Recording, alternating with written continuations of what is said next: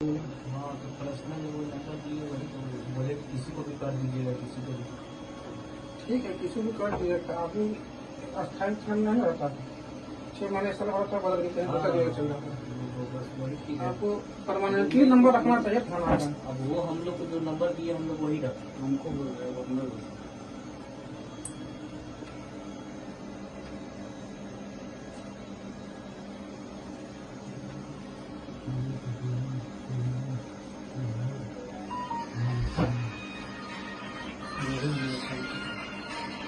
हाँ मान लीजिए।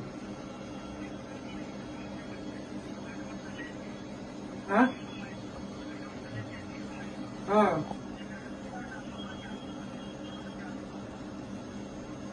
पूरा जाम है।